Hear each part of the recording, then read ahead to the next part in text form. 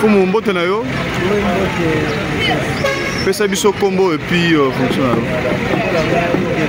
Charles Ndouki na la chef de poste na voyage Kenge na compte à gouvernement. Likambo ya vidéo ya ozo circuler na réseaux sociaux yoko lobani. Ezali kasi pe mawaton na mona ti yango na ba. Donc ezali na beaucoup ya business na spécialité na mona ki administrateur de territoire oti na bana mona atira mona no moma kelele.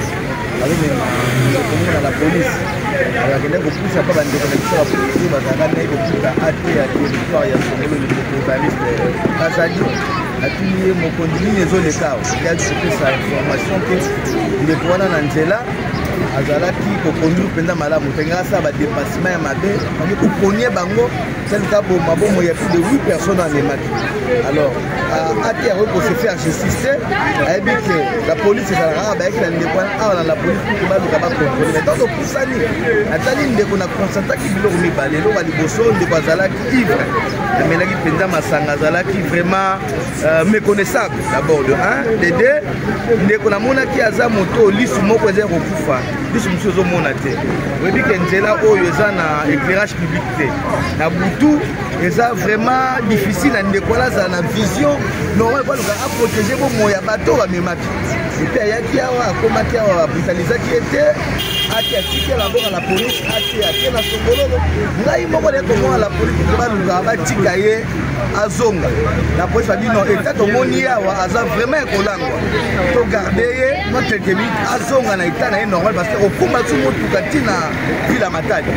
Atiki à la police, ba trace de pour libérer les messieurs venus me voir pour me remercier. Ko bisanga en tout cas CP. Merci les locaux Bossali na pesi même conseil.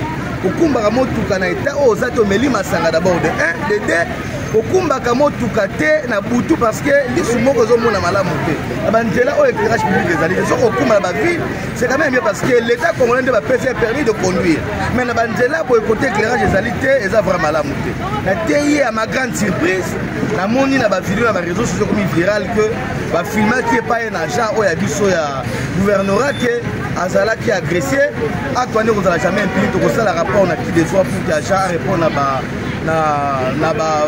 acte ou tout ça, mais sinon l'administrateur des territoires a agressé qui était à Tambolikimia parce qu'il y a même santé à Ndekouana, les militaires menacés aux états ou à Zaïna en tout cas c'est un fake news. Je vais ajouter quelque chose par rapport à Yandenga Laksaki Namoulou. Tango tuta ki biso na sima na dépassement na ye nde amibeta ki na mutuka na ye liboso ya airbag. Alors je suis vraiment désolé et puis je regrette amèrement par rapport à un montage où on aura toujours battu pour faire la batte. En tout cas Nzambe nde ayebi ndenge ya kosala makambo na bango yango omoi nazongaki awa mpona koluka ye lisusu mpona koexplike nga ndenge nini arrivaki quand mpona abetama parce que esalamaki awa na kati ya bato bazalaki ebele mais so botali video wana bomonaki bazalaka mibale moko azodute makambo donc voilà un peu par rapport avec ce qui a été passé hier. Papa, mbote na yo? Mbote?